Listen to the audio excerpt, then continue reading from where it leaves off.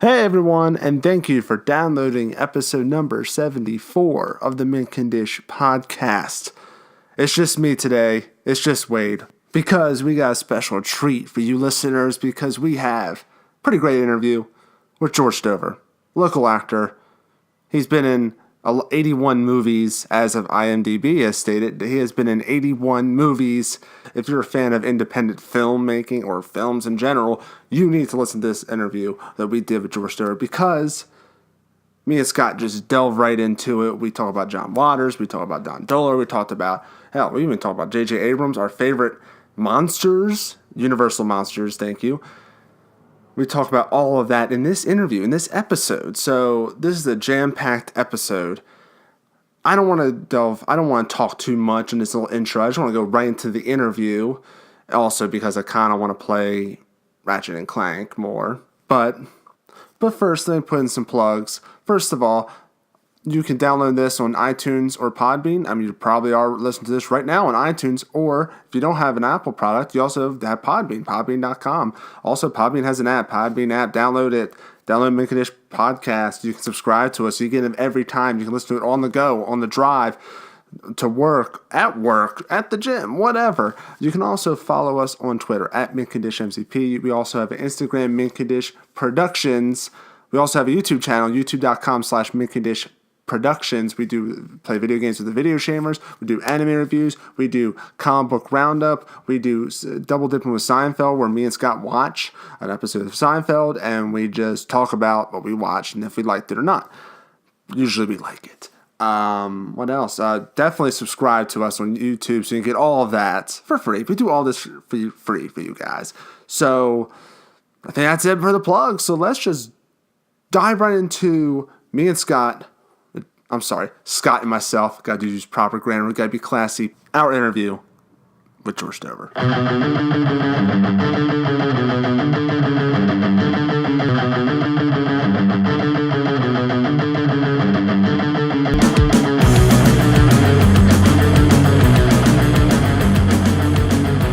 Say the man, the myth, the legend. Silvermania is running wild. And what you gonna do, brother, when these 24-inch pythons run wild on you? None other. Mr. George Dohler. How you doing? Thanks, guys. I'm doing pretty good, thanks. I haven't seen you in a while. Like, we've known each other for like 5 years. We've worked on a little project called Generation It's been Z. a while, hasn't it? Yeah. And Scott's actually wearing the same shirt he wore 5 years ago. Yes. I like to think of it as a happy accident. I didn't realize what I was doing until I did it. How many times have you worn it in between these five? Oh, God. He's counted every time. Only a couple of times. Because Wade accidentally held on to it for a while when we were doing something else because it was part of my character's costume. Okay. But I forgot about that. Yeah. But we're not here to talk about your shirt. We're here to talk about George Dohler. But it's a cool shirt. It is. But you are revered like this kind of this cult icon kind of thing in Baltimore. Like, how does that feel? Like, you know. Well, it makes me feel old, actually, because I think to get to that position, you have to have been around a long time, and time goes so fast. Makes me feel old. That's the short answer. It's flattering, but it makes me realize that I'm no spring chicken anymore. Well, that's just life, you know. I feel like I'm not spring chicken. Right. I'm like 20 something. Like I don't feel that way. 20 something. I have underwear older than you, Wade. I wanted to get into more of not necessarily like specifics, but what was it about the whole idea of acting in the first place that made you want to get into it? Like, what inspired you? Well, ever since I was a child, I was a movie buff, and I grew up watching monster movies. My father would take me to the theaters and see, this was before VCRs. So if you didn't watch a show on television, you'd see it in a movie theater. And my father used to take me to see monster movies, and he would patiently sit through these double features. And I grew up loving movies, and mostly the lower budget ones. And, my heroes when I was growing up were not the A movie stars. They were people who were in these monster movies like John Agar and Jeff Morrow and Richard Denning and those kind of people. And I grew up loving movies, especially horror and sci-fi. And then, I was never in any plays in high school, but then in college I did some plays. And I said, probably what inspired me to do plays was seeing the Herschel Gordon Lewis movies. Like I saw Blood Feast and 2000 Maniacs in the drive-ins when they were first released, and I thought, what an inspiration. These were low-budget movies shot in 35 millimeter in Florida. And I said to myself, I could probably act as well as most of the people in these movies. Isn't it amazing that some guy in Florida made these movies that were raking in the bucks? And that probably inspired me to say, let me give acting a try, because I see these people and most of the folks in those movies. I thought I could do equally as well as they did acting-wise. So I took some courses in college and did some plays, and then I got out of college, and then I did some little theater at the Vagabonds and the Spotlighters, and I still preferred movies, but I realized that there weren't too many opportunities for movies in those days. This was like the 1970s when I was in some plays at the Spotlighters and the Vagabonds and so forth. And the only person making movies in Maryland was John Waters. I mean, it's true that some out-of-town film crews had made a movie or two in Maryland. I'm thinking mostly of The Goddess, which was shot in the 50s, partially in Ellicott City. The late Patty Duke was a child actress in that movie.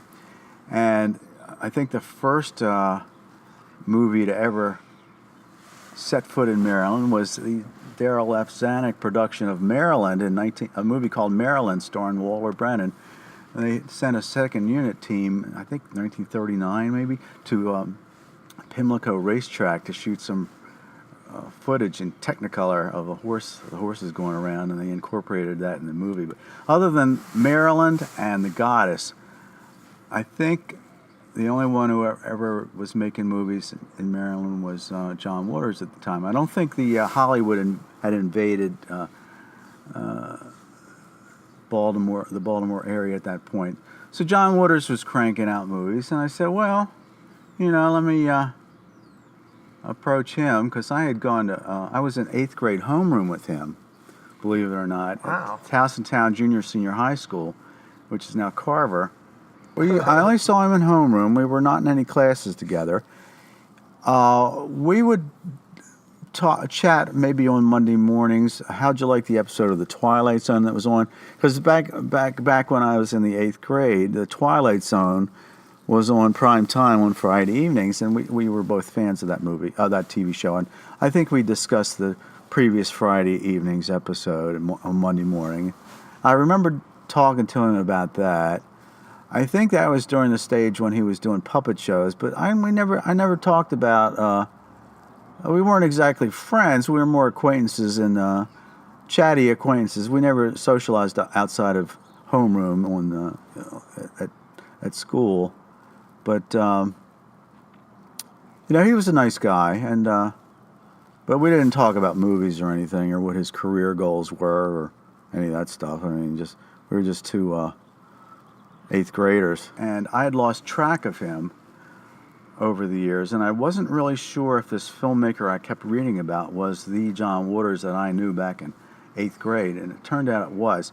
There was a newspaper article about him, and it mentioned he had trouble finding actors for certain types of roles, parents and teachers, because most of his friends were, had purple hair or were extremely overweight or something, so he had trouble finding certain types.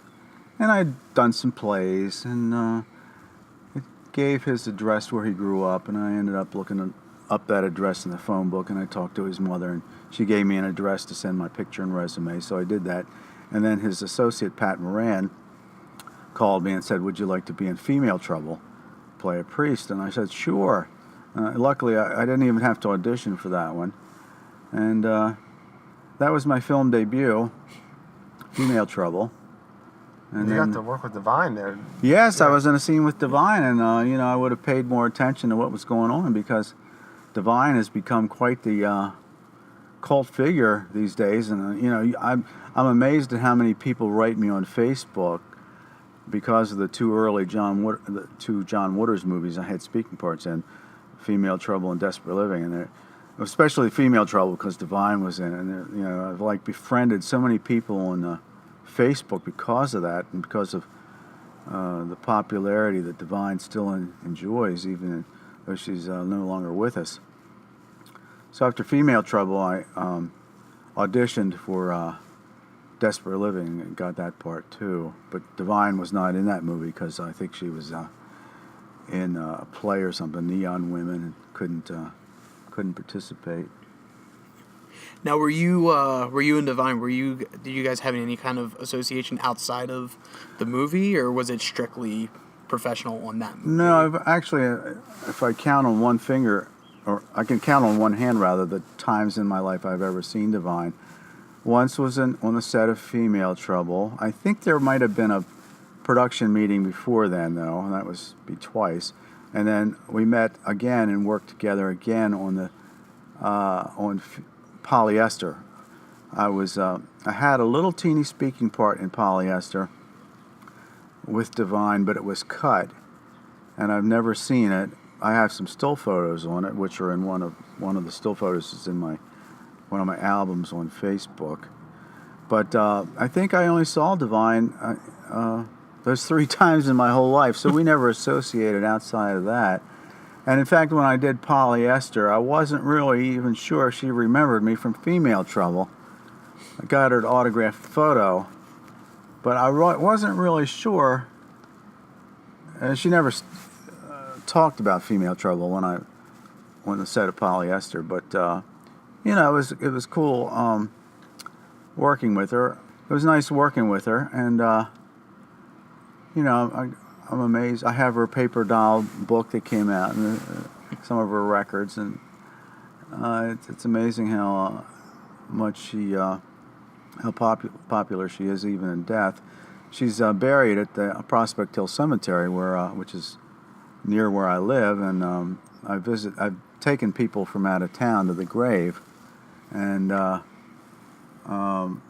it's just amazing how many people have visited that grave, because there's always words written in lipstick on the tombstone, and people leave behind little trinkets and stuff. It looks different every time I visit there, but that was quite an experience, and a lot of people remember me from the 2 John Waters movies I was in, or from the Don Dohler science fiction horror movies I was in.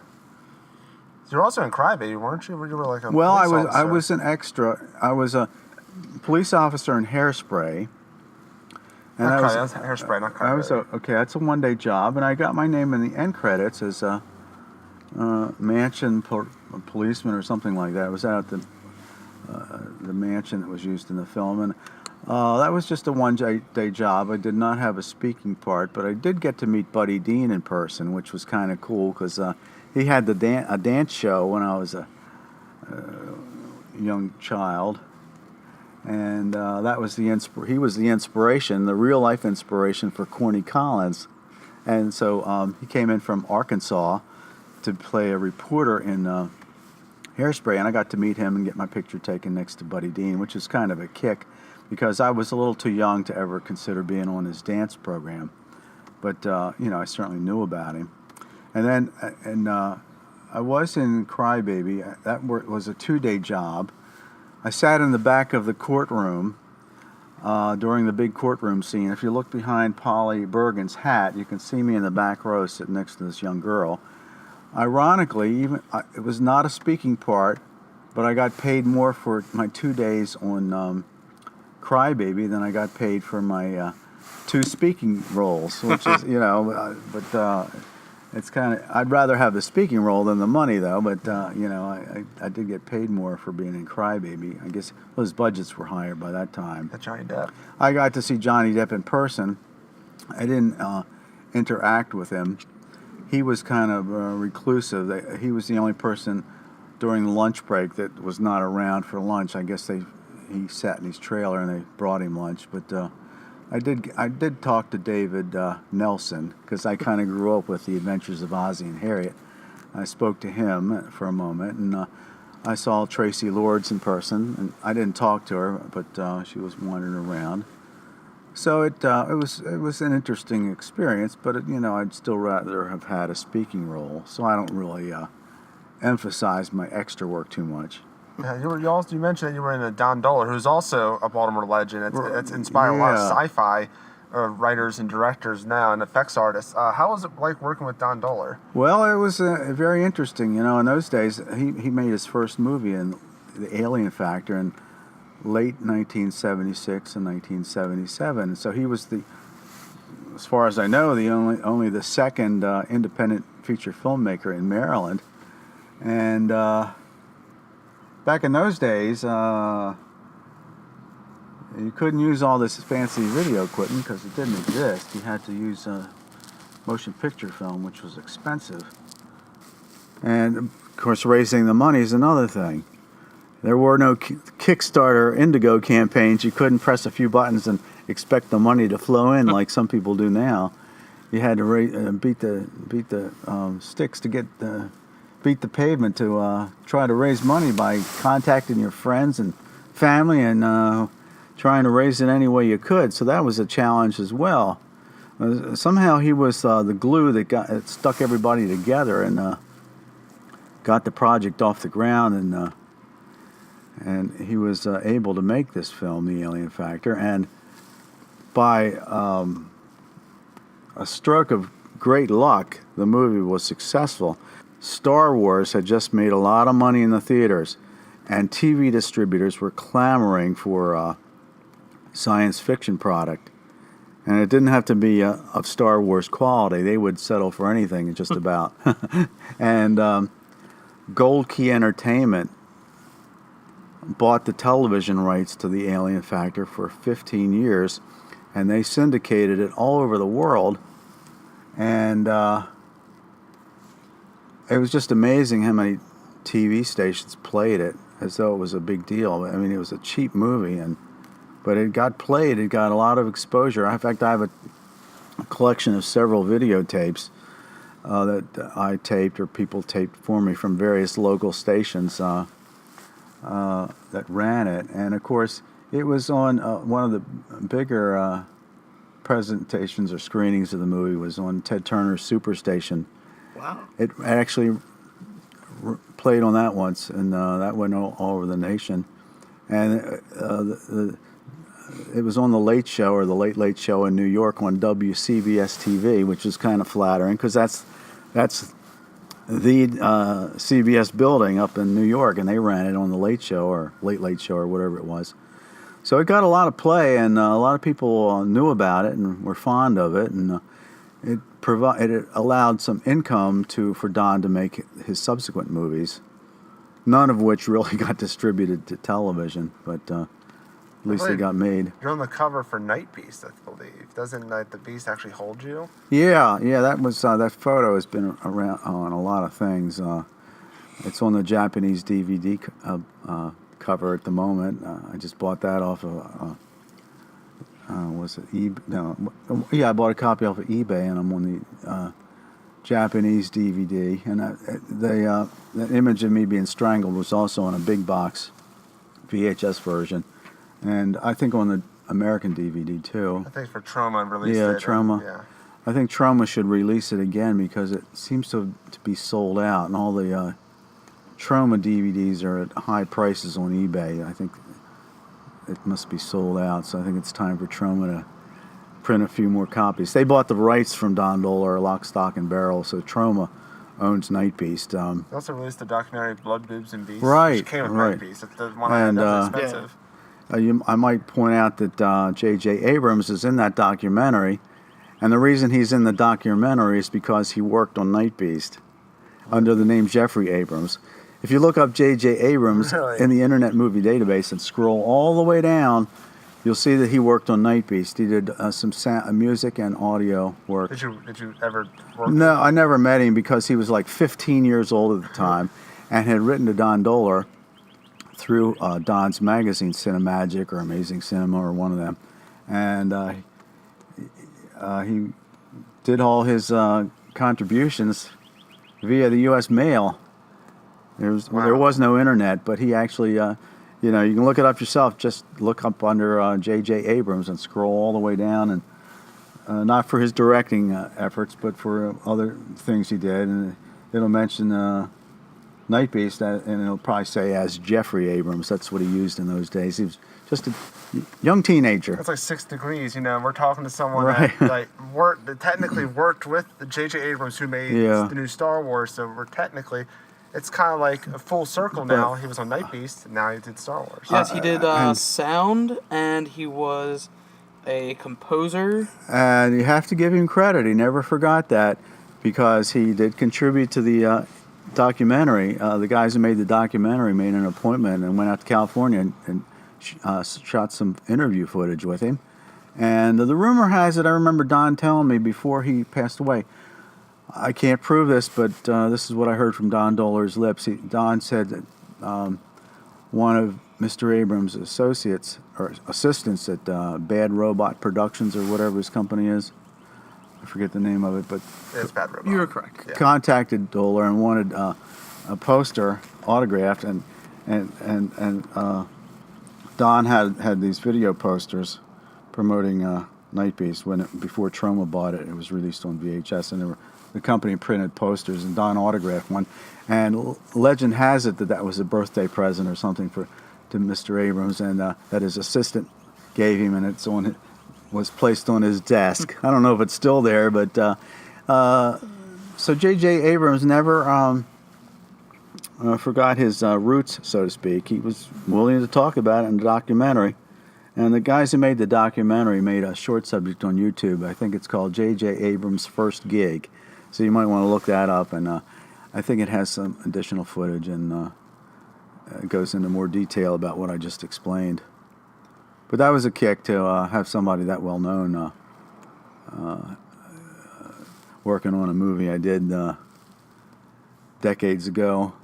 So, JJ, if you're out there, I'm available for something. Star Wars. Put him in Star Wars. Or do a remake of Night Beast. I can play my role, reprise my role somehow. Yeah. Now, one thing I wanted to touch on, because you had mentioned, you started in, doing plays and things like that. Right.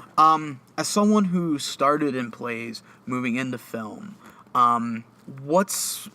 take us through a little bit of adjusting from one to the other, the difference and. Well, first of all, the only reason I did plays was to get experience and practice. I would have rather jumped right into films, but there weren't that many opportunities during those years in Maryland.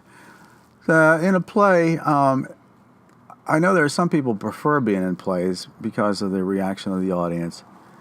As for me, I like the permanence of a movie. And with a play, you have to learn all your dialogue for each night. With a movie, you can piecemeal the learning process of your dialogue and do a little bit at a time.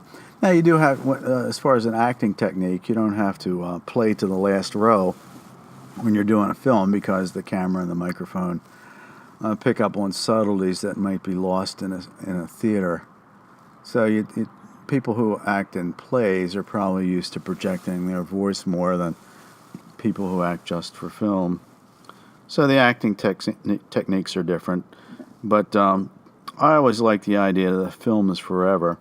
And back in those days, people weren't even videotaping their plays like I'm sure they do now at every school performance. There just weren't video cameras around when I was doing plays. And about the closest I have to preserving one of my plays, or it's only about a 2-minute section. There was I did the play Frankenstein at the Spotlighters, and PBS, Channel 67, had this show on that would review local plays.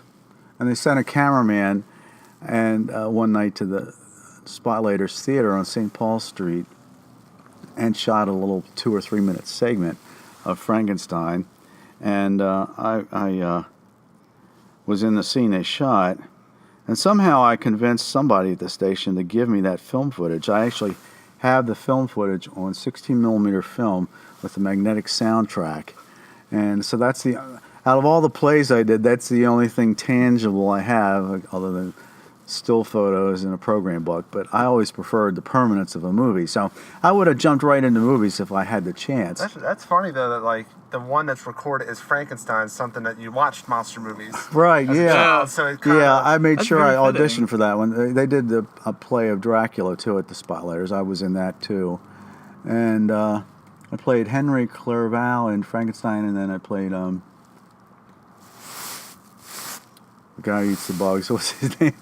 Oh God. Oh, Renfield. Yeah, I played Renfield in the Spotlighters production of Dracula.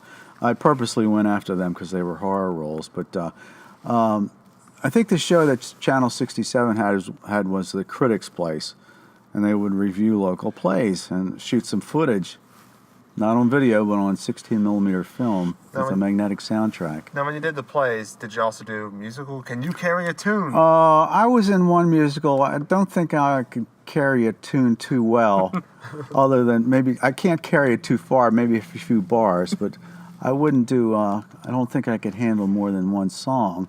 Well, let me scrap that question. Can you sing a song for us? No, I don't think I could sing a that song question out. for you. Now, maybe in some kind of movie, if it was I could fake a song for not a whole set. Well, the movie you can do overdub, like someone. Right, yeah, there's you ways pretend you're around singing, it in pantomime movies, it. right. Yeah, we'll put Pavarotti. But in I don't for you. get It'll be asked great. to do musicals too often. But yeah, so you mentioned about horror. You like to go for horror movies, but you've been in 81 movies. We counted. You're kidding. We count all of Yes. them. So you need a couple more to get to 100. We're gonna make all of them right now. Yeah, we're gonna make all 19 of We're them. gonna put them on IMDb. So you've worked with like kind of the Don Dohler protege, Joe Ripple. You've worked with Chris LaMartina. You've worked Right. with a lot of people. And the horror, the real Baltimore scene has really blown up since when you started. Well, it has because of technology. Has there been any, like in the past few years, has there been any projects that really like made you, well, you're proud, that kind of like, I know you worked with Joe and you worked Right. with Well, Chris Joe Ripple, I'd like to think if it hadn't been for me, he would have never been making movies with Don Dohler. Let me tell you about that. After Blood Massacre, Don Dohler stopped making movies for quite a few years. And I knew he wanted, he was busy with his publishing business. I knew he wanted to get back into movie making, but, technology had changed so much, and he lost track of a lot of contacts that he used to have. And I met this guy named Joel Denning, who had made a movie and owned some 16 millimeter equipment. And I said, "Hey, I got to get these guys together." Joel owns a lot of equipment, and Don is itching to get back into movies. So they formed. They met. I introduced them. They formed a company called 2D Productions for Dohler and Denning, and they made Alien Rampage, which was released as the Alien Factor 2, the Alien Rampage by Fred Olin Ray's Retro Media Entertainment. Now, in that movie, there was an actor, Joe Ripple, and he and Don became quite friends, quite friendly, and Joe wanted to branch out and make their own movies. So that happened. But if I hadn't have introduced Don Dohler to Joel Denning, Alien Rampage would have never been made, and chances are Joe Ripple would have never met Don Dohler, unless maybe it was casually at a convention, but they probably wouldn't have formed a bond like they did from working in Alien Rampage, and they probably would never have formed Time Warp Films. And also, Scares for Care. That was the big thing Right. he's doing now. Yeah. Right, he's doing that instead of making movies these days. It's a great cause. If you don't know Scares for Care, check it out. Well, I just donated to Alfred Guy's, it was racing or something, that race they're having. I just donated to his campaign to sponsor him yesterday. I think one of my favorite roles, probably the first role I've seen you in was in President's Day. Oh, Oh. yeah, I love President's Day. Oh, it's such a fun, you played such a fun role in it. Yeah. I did. We don't want to tell people too much about it Oh, yeah, because of the no. spoiler alert No. thing, but that was an interesting Spoiler, experience. he's great. Yeah. Yeah, that was a great experience for me. I enjoyed President's Day. That's one of my favorite Chris LaMartina movies. Yeah, and I'm not saying it because you're here. I mean, I've said it after the movie. I thought you were the best. Oh, thank you. I gotta be real. Thanks, Scott. Permission that to was be a great real. experience, and now that school we used is no longer open, Cardinal Gibbons High School. Oh yeah, I was supposed to that's go. I was right. supposed to go there. That but I was never a did. well-known school, and we used it as a location, which was in of itself a miracle, because it's tough to get a location like a school for a micro-budget movie. Oh, I know. Well, I tried. Yeah, we tried. Too much red tape and bureaucracy. Yeah, so Yeah, I did. One thing I definitely wanted to mention, because you mentioned having such a love for monsters and horror and sci-fi.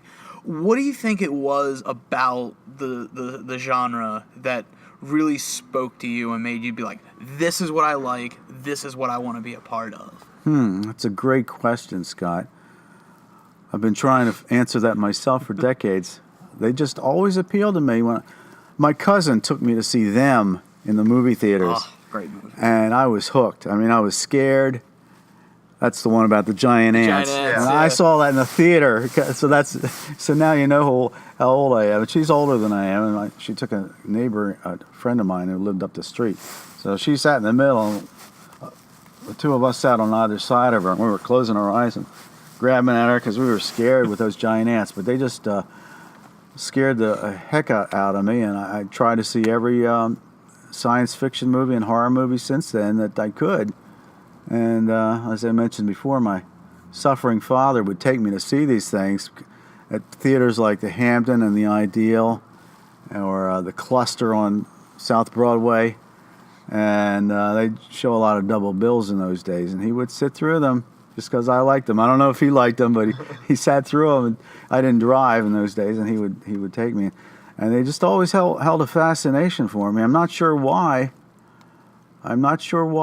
but they did. And of course, for independent filmmakers, it's pretty much foolproof if you make a monster movie or a horror movie, because they always sell pretty well.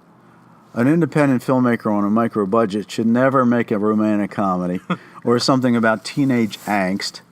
Even if they've got this great story in their brain, it's doomed. Without big stars, a movie like that is not going to sell. And even if it does have big stars, it still might not sell. But in a low budget, in a monster movie, the monster is the star, and it doesn't have to be a name that Hollywood knows. You can. the selling point. Yeah, the selling point is the monster, or the gore, like in Herschel Gordon Lewis's case, gore movies. And if you don't have money to spend, you make a monster movie or a gore movie, or throw some sex in there, and you've got a better chance of selling it than if you make the aforementioned movie about romantic teenage love or teenage angst or a romantic comedy. That's a no-no for a micro-budget movie. If you had if you had to pick one monster, what's your favorite monster? I was just getting ready to ask. Probably, I always favored the creature from the Black Lagoon. Yep, I like that. Good man. I'm not sure why. I just Frankenstein and Dracula were before my time. I never saw them in the theaters or when I was that impressionable. But I was impressionable in going to the theaters, and I didn't see Creature from the Black Lagoon in the theaters, but I did see Revenge of the Creature in the movie theaters, and The Creature Walks Among Us. And I always liked that monster for some reason. Don't know the reason why about some of the stuff that I like, but I always favored him. Yeah, the Gill Man is the best. Yeah. And first of all, that is a terrific costume. Oh, I mean, yeah. I don't know how that could ever be topped, and if they ever remake the movie, which they threatened to do over the years, please, no CGI. I couldn't stand to see Blackie Lagoon as a CGI monster. That is a terrific costume. One of the best costumed monsters I've ever seen. I just, part of me would like to see a remake, but the other part of me says, if it ain't broke, don't fix it. Yeah, Exactly. exactly.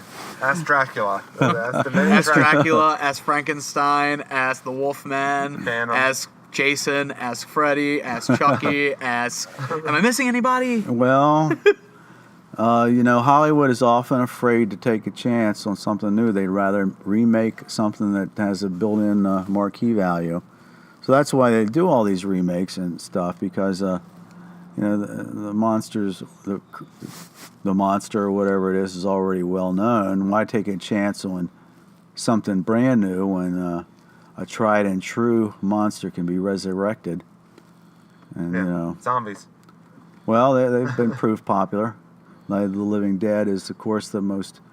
That's what started the modern zombie movie. But there were zombies in movies before, in decades past. White Zombie. White Zombie, Revolt of the Zombies, and so forth. But Night of the Living Dead is certainly the father of the modern zombie movie. Yeah. Here's a probably the toughest question I've thought of. If the whole history of movies ever, if you could pick one role to play, what would that role be? Oh my gosh, that is the hard question, hard one to answer. I'm at a loss. I'm usually not particular. See, I realized I'm more of a character actor, so I never played romantic leads. So I'm satisfied to be a character actor and play the same types of roles over again. I favor priests, scientists, policemen. I don't really. I'm not an actor's actor that seeks out a specific type. When I was starting out in acting, I said to myself, there's some actors who can do a variety of roles and they love that. But sometimes they don't get the recognition by the public because they're buried under makeup and stuff. Sometimes some people can make a lot of money playing the same role all the time. And like William Boyd, he played Hopalong Cassidy in a Guinness Book of World record-setting number of movies. He played the same character in 66 movies. Good Lord. Hopalong Cassidy. There were 66 Hopalong Cassidy feature films, and then he did this TV series with some were edited from the features and others were brand new episodes. He made a fortune out of playing one role for all those years. And I said to myself, George, you're not going to be a Laurence Olivier who can do a variety of roles. Just be happy to play a certain type of role fairly decently. And I seem to have specialized in priests, policemen, or scientists. And, or person in court. Yeah. So, if I can... So I never really strived, to play a Shakespearean role, because that's out of my league, and it's more fun to be in monster movies anyway than a Shakespeare movie. I mean, Shakespeare's boring.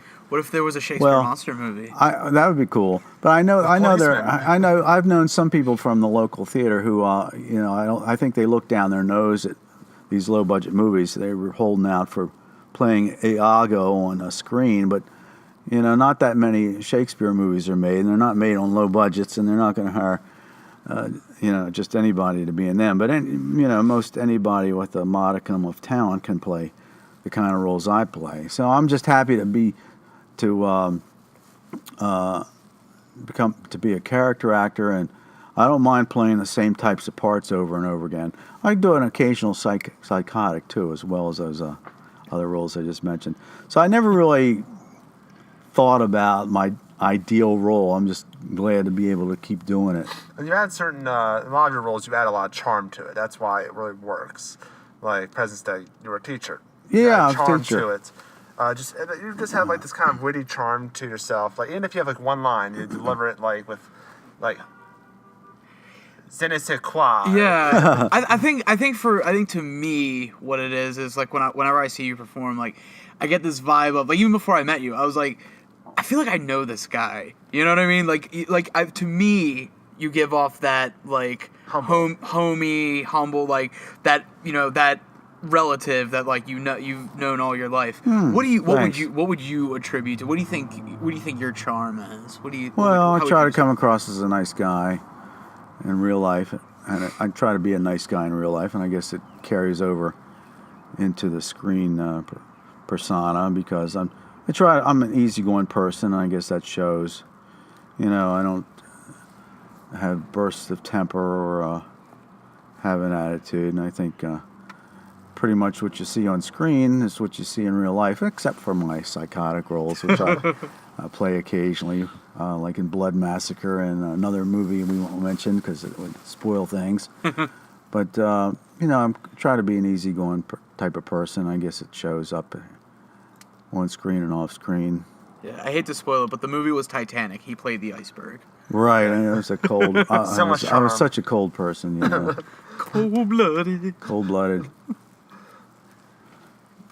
Yeah. So, if you had to pick, what is your proudest moments that you've done? It could be play, it could be movie, it could be. Well, there's certain movies I like for different reasons. They're my favorites and stand out in my mind.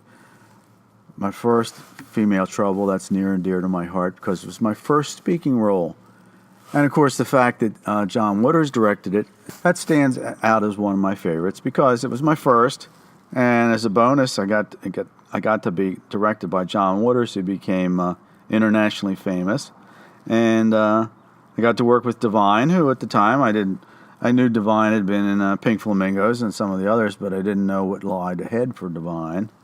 And so that was a standout movie in my mind, as was Desperate Living, because that was my other John Waters movie with a speaking part, and I had a larger role, so that was cool. And I got sat on by Gene Hill, and that everybody asked me about that. And then The Alien Factor was a breakthrough movie, because that was my first science fiction movie. Wow, how cool to be in a science fiction movie. And the other Don Dohler movies were also favorites, but there can only be one first science fiction movie, so that was The Alien Factor. And then I guess in the new era, I've lived long enough that when I first started out, the people I worked with were about the same age as I am. And now I work with people young enough to be my children. I work with people occasionally my own age, but it's another generation. There are a couple of exceptions. And one was being in Day of the Gun, and actually One-Eyed Horse before that with Wayne Shipley. So I was in One-Eyed Horse, which was released on DVD as Come Hell or High Water, which was my first Western. Oh. And who would ever think somebody would make a Western in Maryland? But Wayne Shipley made two of them. And in addition to growing up with monster movies, my second favorite type was Westerns. I loved Westerns not just the A Westerns in theaters. I'd watch TV reruns of old Westerns, of B Westerns, plus TV shows that were Westerns. So it was great to be in a Western, and I had a nice speaking part in Come Hell or High Water. So that's a standout movie. And then, I did Roulette for Eric Christopher Myers, which was a very serious drama. So that was different in the sense that it was a drama. I mean, it's really a serious drama. I don't know if you've seen that one or not, Roulette. I've been meaning to. Yeah, I mean, it's serious. It's like, it's not lighthearted at all. So that was kind of something I remember quite a bit. And, of course, one that stands out in my mind is Attack of the 60-Foot Centerfold, because that was my only movie made in California, and I got to be directed by Frodo and Ray, and that movie kind of like, I guess you could say it has a cult following. It came out on VHS. It's one of only 3 movies I was in that was on Laserdisc. It came out on Laserdisc plus DVDs, and I might also add that I collect and track down every version of my movies that I can, and just this year I bought a lot of foreign versions. The President's Day has been released in Germany. Wow, awesome! And I was watching some of it the other day, and they dub in the voices there. How's your dub voice? Probably better. He's probably a better actor than I was making the movie, except he's speaking German. And they actually, in Germany, they actually converted it to 3D, but the 3D is pretty lousy actually. German engineering. So I mean, they didn't really convert it like James Cameron converted Titanic to 3D or nothing like that. It was like a terrible job. Might as well not even be in 3D. But the fact that it was released in Germany is something I had to add to my collection. And I mentioned I got the Japanese DVD of Night Beast, and I mean, I collect as many foreign versions as I can. And I got the, and that's been a challenge over the years. I couldn't have done it without the internet. So you're basically not just an actor, but you're also a fan of cinema. Yeah, That's the big thing. yeah, I'm a fan. I grew up loving movies, and mostly the lower budget movies, as I mentioned. I was not the big stars. I didn't really watch too many big budget movies. I mean, I watched a few. I saw Oklahoma in the theaters and that kind of stuff, I saw Ben-Hur and stuff. But I didn't really. I liked the Tarzan movies, the series movies like the Tarzan. I went to see it. I think I saw all the Gordon Scotts in the movie theaters. Maybe a couple Lex Barker. I think I was too young to see the Johnny Weissmullers in the theaters, but I like those kind of movies and action adventure and of course science fiction, horror, and westerns. I didn't discover film noir movies until much later in life, but I like them too now. I think one role you have to be in is a buddy cop. You gotta be in a buddy cop road trip kind of movie. Where you get into all kind of zany antics. Right. That'd be great. Since you've been acting for a while, what advice would you give the younger actors that want to be in these monster movies, that want to do these things? Well, what can I say? See, I was never brave enough to move to New York or California. If you want to do that, do it while you're young. Don't wait until you're an old fart like me. It's too late then because you get too set in your ways and you get tied down with a job or a family or whatever. If you're really brave enough to move to California and New York, do it while you're young. Now, I will, but as I say that, I remember something director Mike Guttridge told me. He said, don't be afraid to move to California. But don't be afraid to leave it either. And that worked well for him because he did live in California for a while. But he didn't make his first feature till he came back to Maryland. That was The Bone Garden, which was another memorable movie for me because even though I played a policeman, even though I had a small role in it, I got to be in a brief scene with Ron Milkey, who was in the original Friday the 13th, and I got to be in a small scene with Tracy Savage, who was in Friday the 13th, Part 3. So that was a kick for me to work with him in The Bone Garden. But I remember what Mike said, don't be afraid to move to California, but don't be afraid to come back and to leave it and come back. And he befriended Tracy Savage from Friday the 13th, Part 3 when he was out in California. And he got her to come out here to be in The Bone Garden, along with Ron Milkey and another gentleman whose name I forget, who was in Friday the 13th, Part 3. So, Jason? It's not Jason Voorhees, is it? No, not Jason. I know his name. It's on the tip of my tongue, except during this interview. But yeah, do you have anything that you're currently doing? I know there's a documentary about you that I don't know if it's coming out. Yeah, it's coming out. My friend Lee Dahl decided to make a documentary. Is he also involved in the Adventures of Right, he makes those movies, The Adventures of Llewellyn Lee. Your grandpa, I believe. Yeah, I played the grandfather. Those were a lot of fun. And he made a couple of movies featuring The Fixer and Rise and Fall in Love. He makes family entertainment pretty much. But he got this idea to do a documentary about me. And he got Jeff Herberger to edit it and put it together and everything. And I contributed some stills and clips, and I mentioned who owned various rights to various clips because they have to get clearance to use them. Is there any future roles that are coming out that you're in? Well, I was in Brad Twiggs' Fiendish Fables last October, so I'm looking forward to that coming out. And I was in, of course, we mentioned Night of the Living Dead Genesis. I read on Facebook that's 85% finished. So I'm looking forward to that, I hope. I hope it'll be finished soon. And what else? I think that's all I have in the can at the moment that I'm looking forward to seeing.